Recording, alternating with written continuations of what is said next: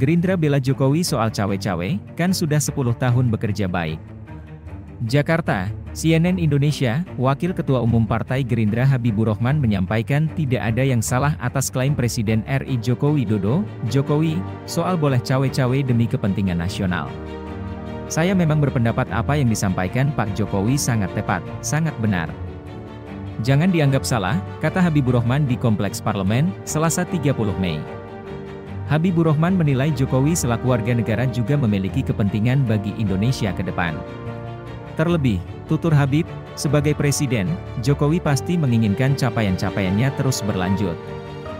Habib pun menilai cawe-cawe yang dilakukan Jokowi selama ini tidak melanggar aturan. Anggota Komisi 3 DPR itu pun menyebut publik tidak perlu khawatir soal itu, lantaran ada peraturan yang akan menjaga agar tidak melebihi batasnya. Aturan ada, institusi penegakan hukum ada. Apalagi yang kita khawatirkan?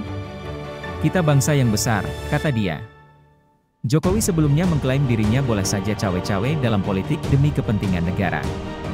Ia menilai cawe-cawe yang dilakukannya tak menyimpang dari konstitusi. Ia juga mengklaim hal itu dilakukannya agar pembangunan tetap berlanjut meski ada transisi kepemimpinan. Cawe-cawe untuk negara, untuk kepentingan nasional.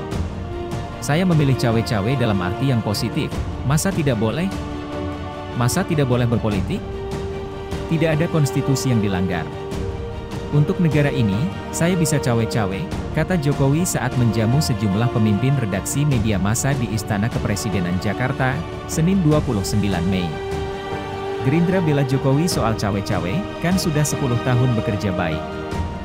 Jakarta, CNN Indonesia, Wakil Ketua Umum Partai Gerindra Habibur Rahman menyampaikan tidak ada yang salah atas klaim Presiden RI Joko Widodo, Jokowi, soal boleh cawe-cawe demi kepentingan nasional.